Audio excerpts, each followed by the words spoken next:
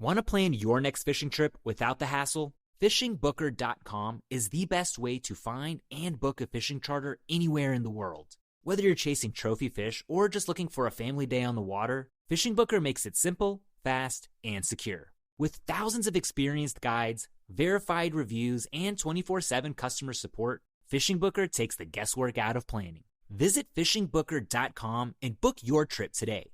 Fishing Booker. Fishing trips made easy. How many discounts does USAA Auto Insurance offer? Too many to say here. Multi-vehicle discount, safe driver discount, new vehicle discount, storage discount, legacy. How many discounts will you stack up? Visit USAA.com/auto discounts. Restrictions apply.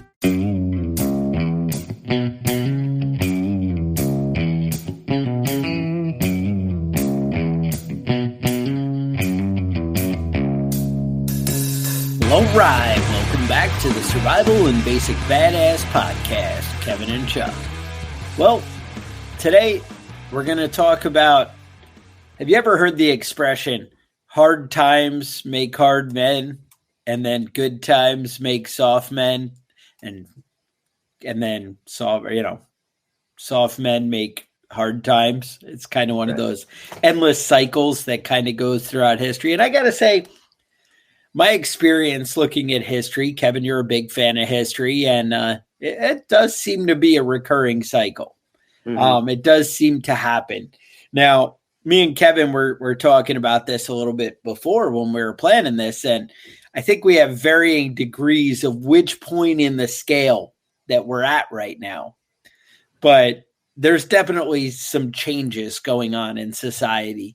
Yeah. And I think we all agree on that. It's just, I guess, where in the curve we really are.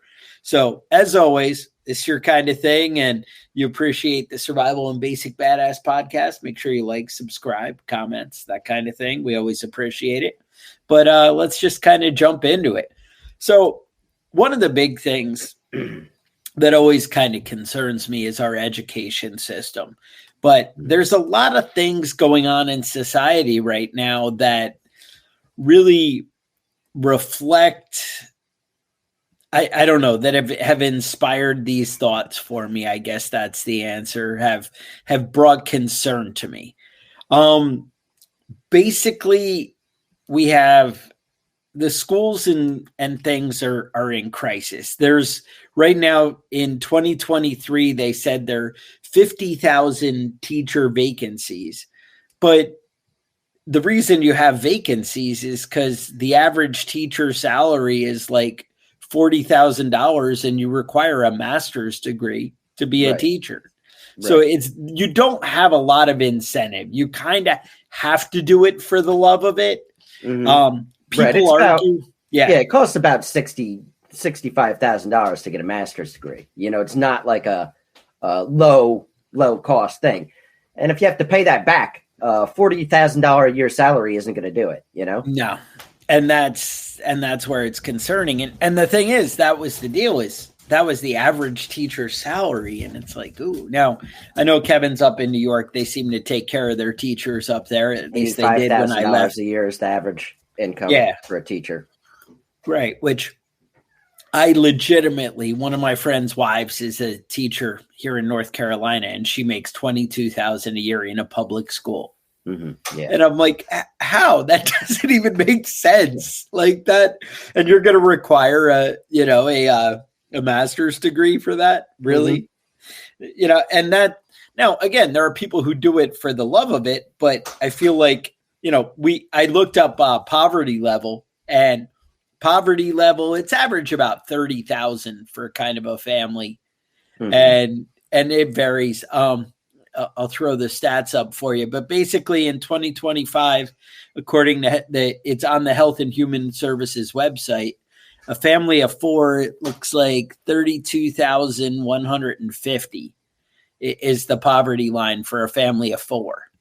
Now, I was thinking about that, though. If you have kind of grown kids living in your house, are you a family of four? Because when you file your taxes, you're filing two, like married couple. Right. I mean, if your kids are employed and they're paying you rent, it's really not, you're living in the same house and you're a family, but it's not really Well, it supporting all definitely four is the people. combined household income, no doubt. Mhm. So we'll go with that. Right. But I find that concerning.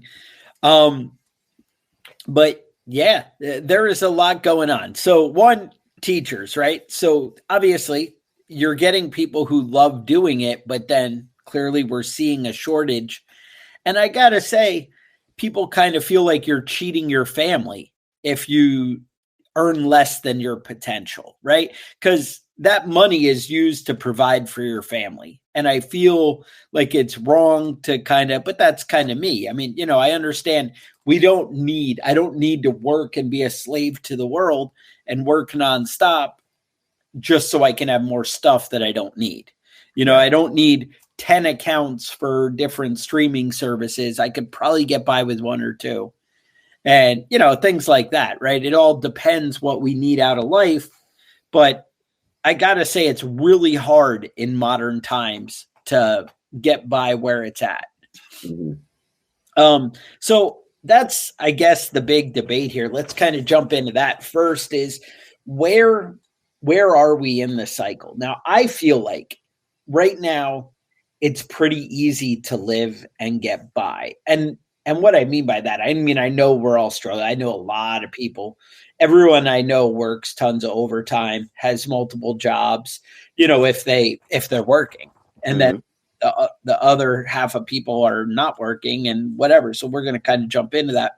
It's the people out there producing the income for the families are working hard. And I don't think in any way it's easy for that. I think when I say things are easy, I mean there's a reasonable cushion. There does seem to be affordable health care for if you don't earn money.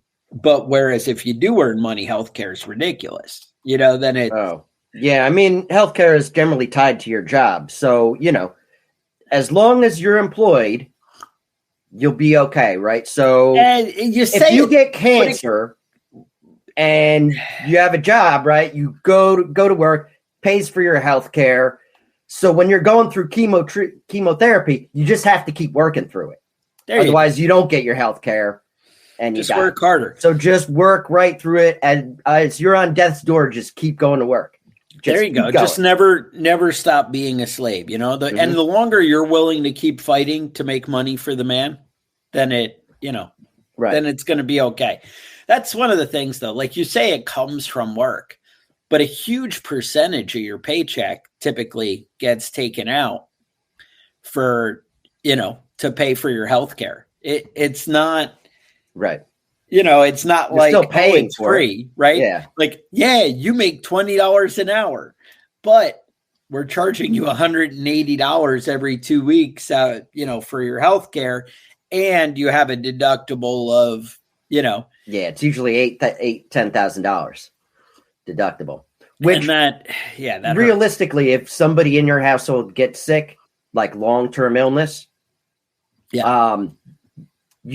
lose the income that they were bringing in, and second, you have to shell out an extra $10,000 a year for the expenses that health care doesn't cost. So if you do everything right, you still have a good chance of going bankrupt if somebody in your family gets sick.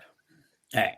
And that's it. So just to make it work, I think a lot of people are putting in hard hours and doing hard work and doing a lot. So I don't misunderstand me, because I know I'm out there doing it, every day, and Kevin's out there doing it every day. And, we're working on weekends and we're working late hours and we're getting up early in the morning, and, that happens, right?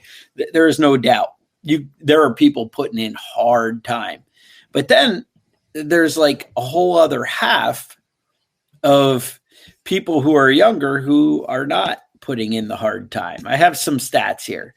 All right, here we go. So in 2023, because this is the last that I have good stats from, 80% of 25 to 34-year-olds were employed. So 80%, that sounds good. It varies by education. It's 88% with bachelor's degree or higher versus 60% with just a high school diploma are out there working. Now, not working 20 to 30-year-olds, it's 14% of 20 to 24-year-olds were neither employed nor in school in 2022. Now, 14%, that's actually a pretty significant number. 10%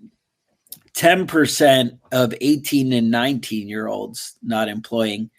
Let's see, 85% of 25 to 34-year-old males are employed, whereas 76% of females were employed. So there is that gender gap, but I feel like that percentage could be tied to having kids, families. I feel like that's the age of that happening. That seems reasonable. Between 18 and 25, that seems like a reasonable time to be unemployed as a female if you're, right, you're raising kids. But I think a big gap is growing, in that sort of stuff.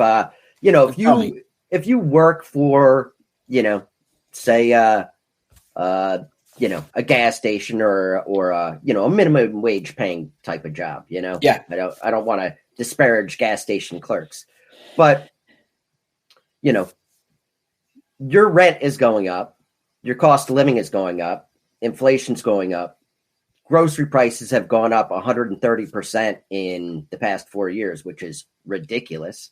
Yeah. Right. So you can work 60 hours a week and still not be able to afford your bills, right? Or you could not work and still not be able to afford your bills. It doesn't make any difference at a certain point. Why bother? No, 100%.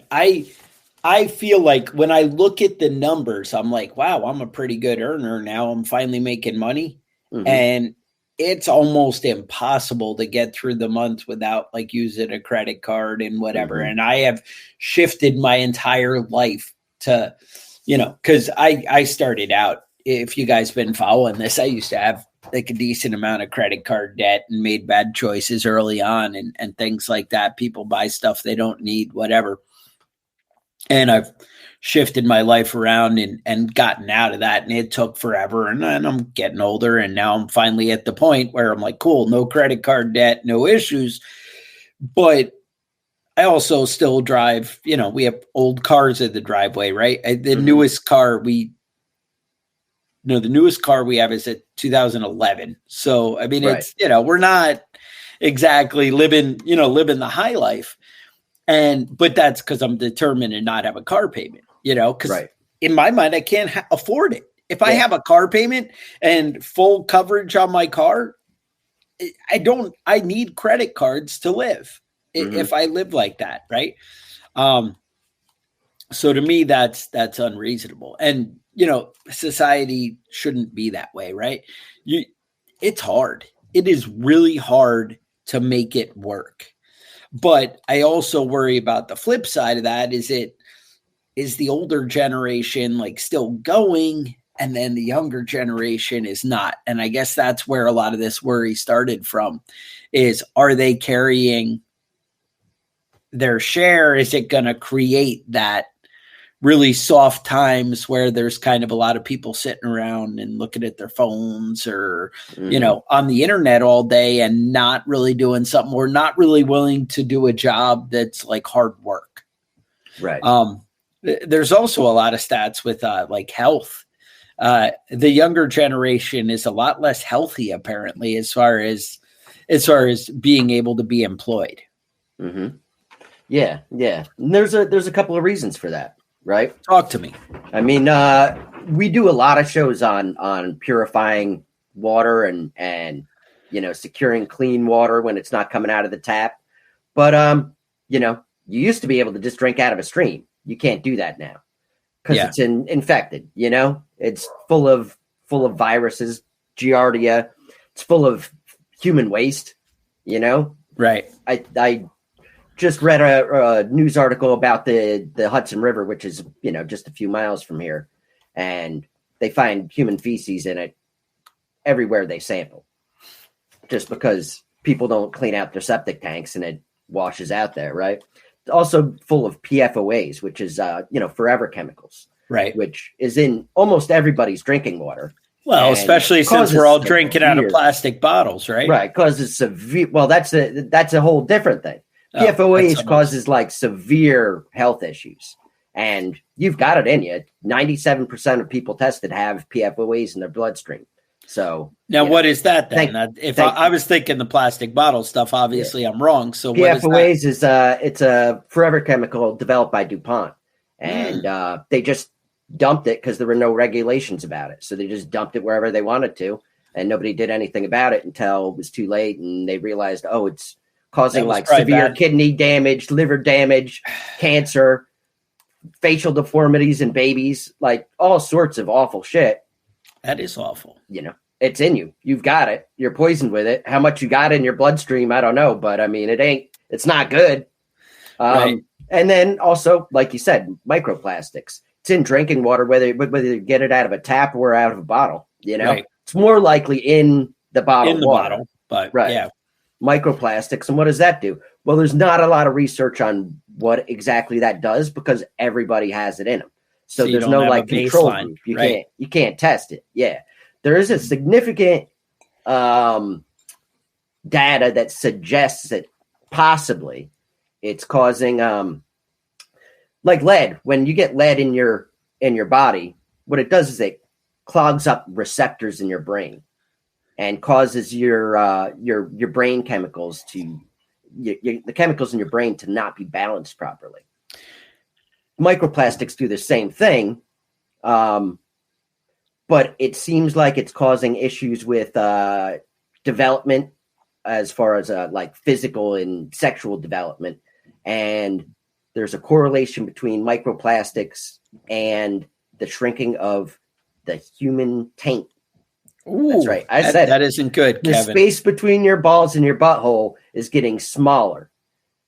So and you don't want them too close. I mean, that's going to be a problem. Eventually that becomes a problem, right? So it's getting smaller every year, which also seems like it's correlated with low fertility.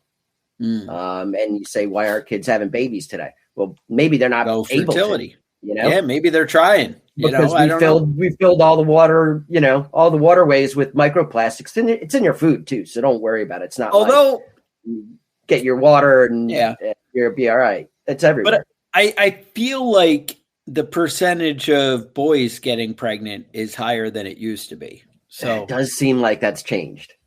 So those odds, are on the improve, on the upswing. So, we have that going for us as a society. Mm-hmm. But, who knows? You do you, right? Right. I keep seeing talk shows about it. Although, did I hear that The View is maybe going away? Did I see a news article? I don't know.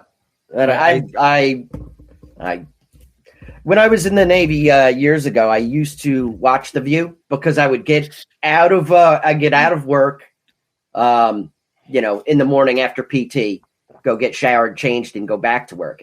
And I have two channels, and one had The View and one had Barney. So I like Barney. Barney wasn't bad. It was a toss up. Really, I couldn't really make a firm decision on it. Right. But I gotta say, I did. So when I was in New York, I did like in home repair, like fixing fridge, stove, whatever, that kind of stuff, and I'd be in different houses every day, and it seemed like I couldn't go to a house in the morning whenever The View's on without The View being on. It would be like the background noise in the house while I'm doing it. And so I would always catch my morning view with, see how Whoopi was doing and keep an eye on things. But that's how I stay fresh, right? That's how I know what's going on in the world. Right. That's right. Whoopi's got a view on everything, man. It is hard, but again, now, and a lot of that we're talking about health, but there's a lot going on with, people had higher percentages of depression and anxiety after 2019 and whatever happened back then. And that staying isolated and stuff did not help people. No. And it did not, I mean, depression. You could argue are there effects. Yeah. Like, I feel like this whole episode, you can't ever talk anything medical as far as YouTube. I keep reading the retraining and the guidelines because we get strikes every week and whatever. And I'm like, I don't know. I feel like we just can't mention anything. And I feel like we just ride it till we can't. But so there is a lot going on with social issues. And I feel like it wasn't just 2019. I feel like it's also the social media and that kind of stuff. And I'm not saying it has to all be bad, but definitely people are wasting hours that you could be doing other things. Now, did people in the 80s watch 10 hours of television growing up sometimes? Yeah, that happened too. There were kids doing that. Right. And honestly, I don't even know if like reading a book is better. In my mind, it is, because you're creating a story. Like, when you read a story, obviously you're like, well, no, Chuck, somebody else created the story. That's why it's in a book. But you fill the background and you fill the images and you're developing in your mind, in my theory, right? And so you're stimulating the mind's eye, whereas it's all kind of force-fed to you, like right there. Now, obviously, I feel like there's very educational things you could watch on TV or watch on the internet. I guess TikTok has that STEM section where it's the science, technology, and math or whatever. And it really like has very knowledgeable stuff. But I find even if I look at that, I'm like, I have a hard time. Like, I can watch some and I'm like, all right, I got to go back to something a little less intense. Got to go back to some Barney. Yeah, I just got to go back to Barney. That's really the safety net of all of us. Now, Kevin, you were painting a little different picture. I seem to think that there were a lot of households with everybody inside sitting there, looking at their cell phones and easy, cush. Well, a few people are kind of carrying it. But you said when you're out taking care of water plants, you come across a lot of different people in different walks. And there are definitely some people going through some real hard times right now. Yeah. How do you see it? Well, I mean, I think about it this way. Let's, start with the national debt. The national debt right now is huge. $37 trillion. $37 trillion. That's with a T. That's a lot. That's the annual interest payment on that in 2024 was $88 billion. 2025, it's going to be $925 billion just to pay the interest, not paying the national debt off. So the kids that are coming up today are already in debt. They're inheriting the debt that they didn't receive any of the benefit of that extra money that, the boomers got for not just kicking it down the road. They're already in the hole just coming into the workforce, right? Their taxes are going to go up and their benefits are going to decrease compared to previous generations because they're going to have to, that's close to 952 is close to 10% of the national budget to pay the interest on the debt, not even to pay the debt off. Right. Just for the interest. I just did the math. If there's 330 million Americans, which is the number I seem to remember, whether it's right on or not, I know we're somewhere around over 300 million. Right. That's $267 per year that you have to pay just to maintain the interest. Just to maintain the interest. That's babies and everybody, right? Yeah. So that means if there's 4 of you in your family and you have one person earning, that's $1,066 in a year in government interest. In taxes, and that's not, that aren't going to benefit you in any way. You know what I mean? That is no benefit. That is other people's, you're paying other people's debt. Yeah. Other people's debt. And not only that, you got to remember, while at the same time, they're still spending. Right. It's still going up every year. And that's not, it's going up, but I was just saying they're still spending, meaning you have to take care of the day to day. Then obviously, Kevin, we just need bigger tariffs on people. You need to start fucking working harder. You're not paying enough taxes. You know, did you know that you can pay as much taxes as you want? You're have to pay the minimum of what you're owed, but you can like top it up. You can add another $20,000 and just send it to the government. Let me just send them the extra 1,066. Let's start there. Mm-hmm. And if you send them an extra 1,067, they can put that dollar little towards principal. You get ahead. Principal, right? That'll only take 337 trillion years. That's always 7 trillion years. I feel like when everybody gets a mortgage, and maybe they don't, maybe I'm the only person who thinks like this, but they're like, ooh, I can make a little extra every payment and get ahead. But in your mind, you're like, oh, I think the rule is they say you want to make like an extra payment a year. Right. Right. It is the good rule. Now, I'm saying good rule. I'm not saying what I do or can do. Right.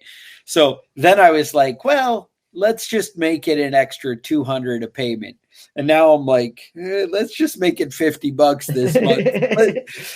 You know what? I could even it to like, if it ends in 43, let's make it end in 50. Let's round it up. We'll just call it a good. Then you round it up the change. Yeah. And you're like, I'm going to get ahead. But it's like, well, my mortgage interest is lower than my credit card interest or whatever, right? Obviously. Yeah. It is hard. But you feel like it never ends if you don't try and get ahead, so you don't know where to go with that. But maybe I'm crazy. Yeah. So, I mean, and kids are having a hard time as far as buying a house. Like, good luck with that. You're never going to be able to afford that. The average house now costs $512,000. So that's $500,000 for a house. You need to come up with 20%. Yeah. Right? That's $100,000 in cash in your bank that you can give to buy a house. All right. They say that it shouldn't exceed 28% of your gross income to buy a house with principal, tax, and interest. Right. So what's that at? I'm trying to get there. I was trying to bring up the stats because I've been seeing what they say that the money required to buy a house. But of course now and obviously that varies, but the average income is $66,000 household income. That's, husband and wife both working or whatever. $66,000. All right, here we go. The average income based on location, but generally requires a household average income of over $100,000 in many U.S. metropolitan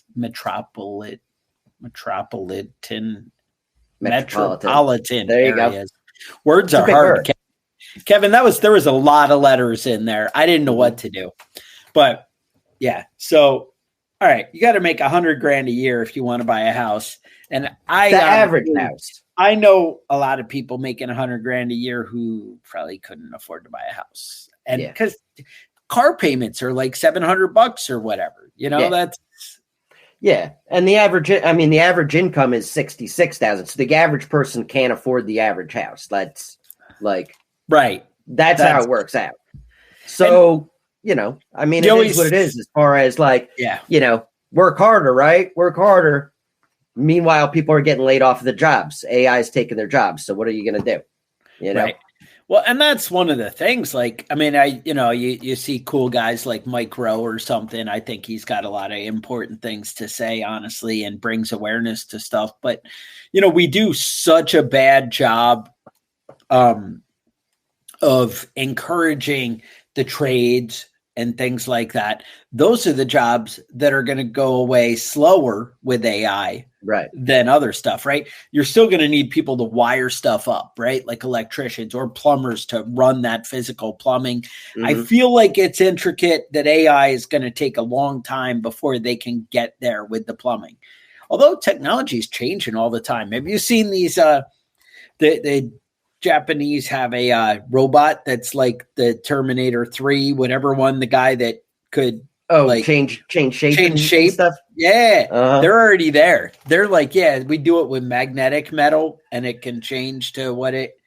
And I'm like, that's pretty crazy. I feel like you'd need a rigid form, but I guess it doesn't. Like it just whatever. So they can make some kind of liquid metal, mercury looking shapes. That's crazy. But so my point is, technology is going where I feel like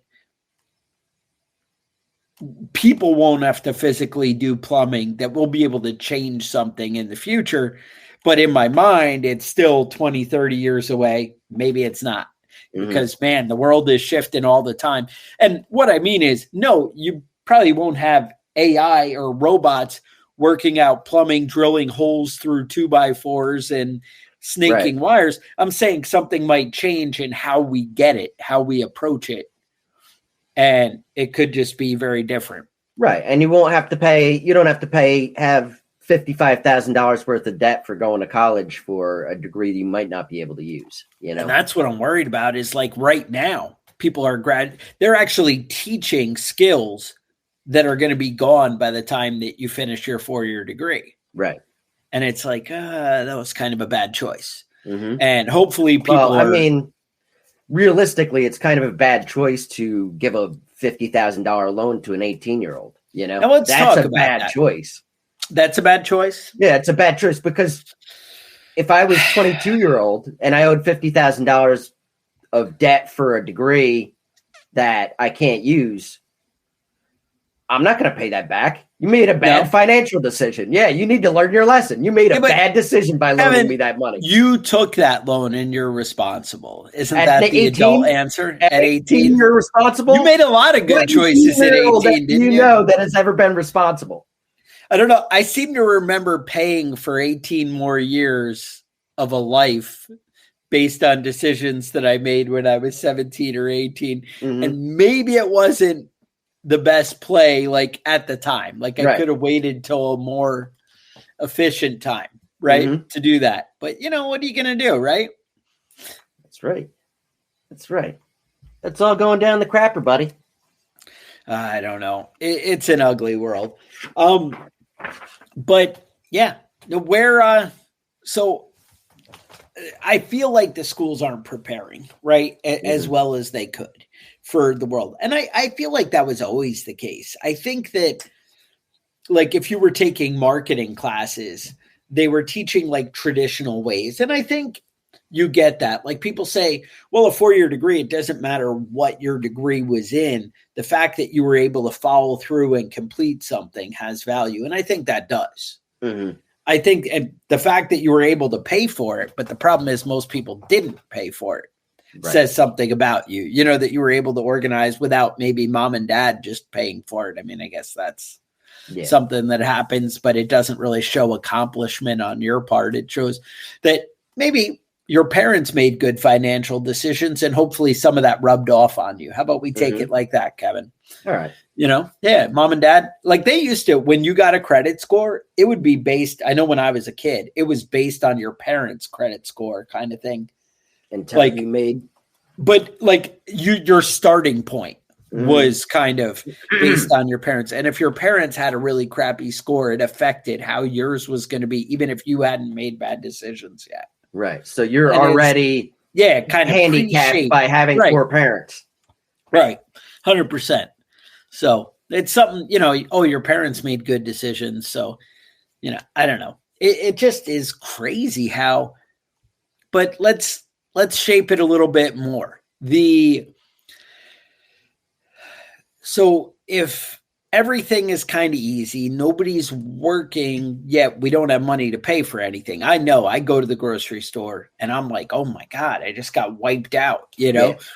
I'm buying food for a week for 4 people and it costs me $400. So that's it. It's about $100 a person for a week if you're trying to be reasonably healthy, right? I mean, obviously we can all just buy boxes of cereal that are on sale and, kind of live off that. If we eat just cereal and, like, milk, like the real milk, not the milk that lasts forever. Oh, the almond milk. Yeah. Yeah. I'm not talking the bougie nut milk. Right. But the other, well, even that Fairlife, it's actually owned by Coca-Cola, believe it or not. And that's actually what I end up buying and drinking, because we drink like a half a gallon like every 2.5 weeks at my house of milk because everyone's kind of an adult. You just kind of lose interest in that. But so for that milk to stay fresh, you got to buy something that's not really real milk, right? You know, and you have get condensed milk and add water and it tastes like shit. So there's that. You can do that. Yeah, that we all have options, right? I don't know. It's crazy. Now, another thing, we have events going on all over the world, right? Things shaping. And, you know, you watch these videos of kids in China and they're like assembling guns in the school and whatever and like learning skills and things. I don't know if that's the skill we want kids learning these days, but what is that crazy? Is it like, are we going to get passed by where, I mean, I was saying, you know, I feel like our education is not keeping on par with where it should be. Right. And I just maybe mean categories. I think one of the things I read in one of the studies was we're more focused on teaching ideology than we are on practical knowledge. And it's actually hurting and taking away from getting there. Like, but I don't know. And things like that. Well, I say ideology. I mean, I'm talking about the whole gender and teaching people the, you know, different ways of how life should be. I feel like there's way more focused on your sexual orientation and all this stuff than there used to be. I don't know what school you're going to. Well, I go to the good ones, you know, that's why. And I don't know. I just feel like there's a lot going on in there that they're not. And I think like cultural bias and things like that seems to be the focus more so than, you know, the math, science, and I don't know. Maybe I'm wrong. Maybe I'm misreading it. Yeah, well, I know there's a big push on like right-wing media to tell everybody that there's, you know, trannies everywhere and there's like all sorts of weird sexual shit going on. They're obsessed with like weird, like it's titillating, right? Thinking of it's chicks with dicks, bro. Like, ooh, Kevin. No, it's fucking gross. It's fucking gross that people are obsessed with that. And it seems like that's all Fox News talks about is they're obsessed with it. They're fucking obsessed with it. And they hear about one little story about one crazy person and they're like, this is what everybody thinks. Yeah. Used to be you'd hear a crazy person say some crazy shit and be like, oh, you're a crazy person. But now they're like, everyone thinks that. See that one crazy person? Everyone thinks that's that same not thing. Wrong. The media cycle and the way it all goes is like crushing people, you know, it's like, crazy, you know, and you're, I don't know. Yeah. You're not wrong. It does escalate. So what are we leaving our kids here aside of like, you know, debt, poison water, poison ocean, massive amounts of debt, housing crisis, underpaid jobs? Well, we're leaving them a republic, right? There you go. They still have freedom, Kevin. They can still buy guns. Yeah, except for the 14th Amendment. Well, and the 6th Amendment. Yeah. And the 5th Amendment. Right? Yeah, no. But we have to fucking protect the pedophiles, bro. Somebody's got to stand up for the pedophiles. Somebody's got to take care of them and make sure they're safe. And nobody thinks about the pedophiles that are out there raping kids. Yeah. Nobody thinks about them. How hard their life is, right? We have to protect them. We have to make sure that they're safe. And, you know, we're doing a good job of that. Yeah. Oh, so no doubt. Now, imagine, though, you have multiple kids going to college. And obviously, you want to set up your kids just right. And you want them to have success in life. So like you said, you don't want them to go into the workforce or the world with a ton of debt. Nobody wants that, right? Mm-hmm. And you don't want to set them up where they're just going to. So if you're trying to help them get through it or make it work out, you have an ugly task ahead of you because money would be really tight trying to put, you know, and they all seem to hit together. People usually try and keep their kids like within 4 years apart on average. Right? So as soon as you get done, you just don't want to be doing it your entire life, right? You don't want to be raising kids. but maybe you do. Maybe that's what you love. Maybe you need them helping out. Like if you live on the farm and your kids are doing the work, you got to keep making them, you keep snapping them out. But I don't know. Now, another thing, so we have these health scares. We had the big COVID thing, and they tried to get it to really hit where, like, I still go places now, and they're like, are you experiencing symptoms from, the current virus or whatever? And I'm like, what? Huh? What are you talking? We're still worried about that, but I guess people are. I don't know. When I went to the doctor like 2 days ago, and they were like, stop, you can't come in here if you're, and I'm like, what are you talking about? Like, this is the modern world. So there's rumors of stuff going on in China. They're having a round 2 of all this.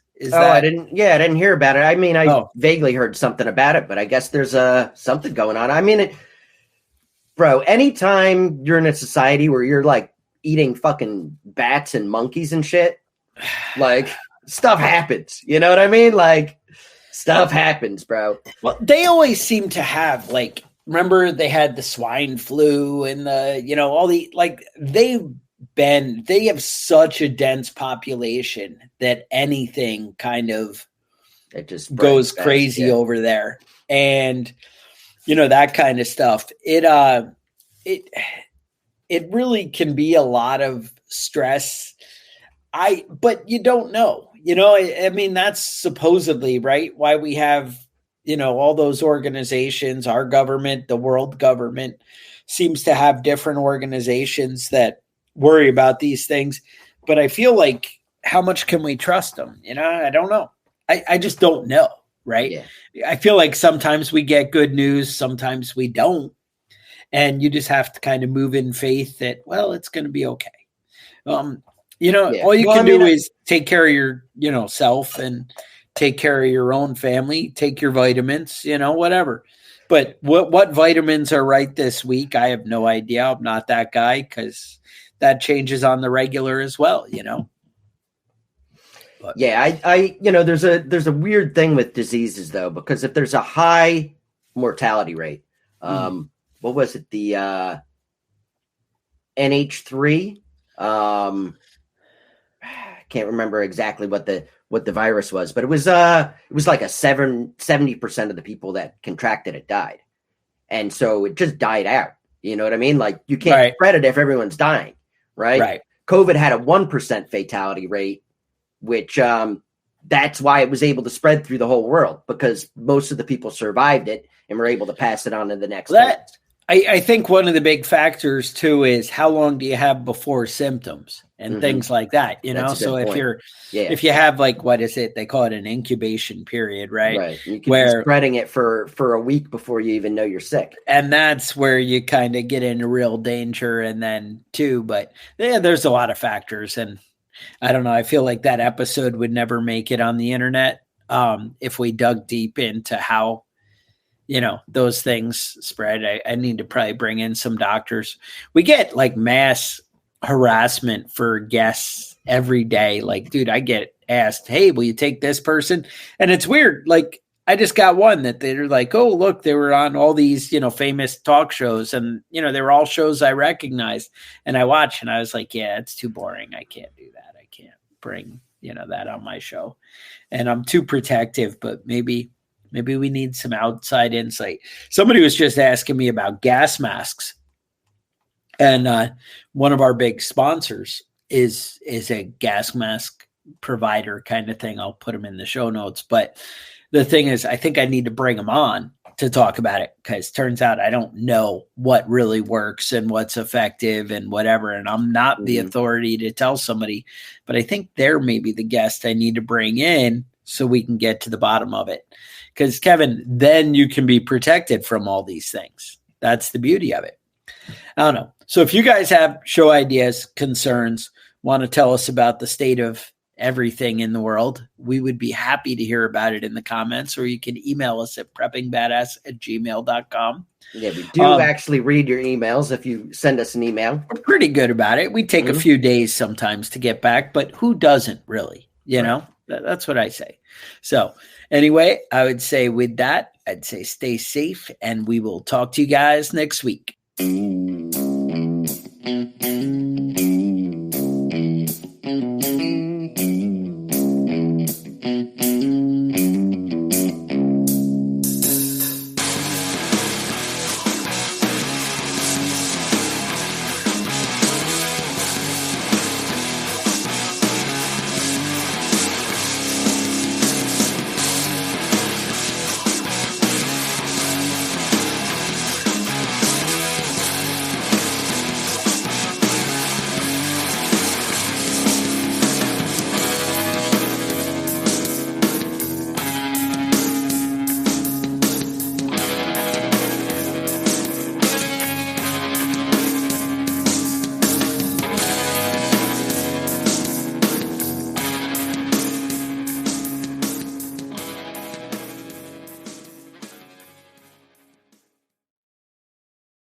Popsicles, sprinklers, a cool breeze. Talk about refreshing. You know what else is refreshing this summer? A brand new phone with Verizon. Yep, get a new phone on any plan with Select Phone Trade-in and My Plan. And lock down a low price for 3 years on any plan with My Plan. This is a deal for everyone, whether you're a new or existing customer. Swing by Verizon today for our best phone deals. 3-year price guarantee applies to then current base monthly rate only. Additional terms and conditions apply for all offers.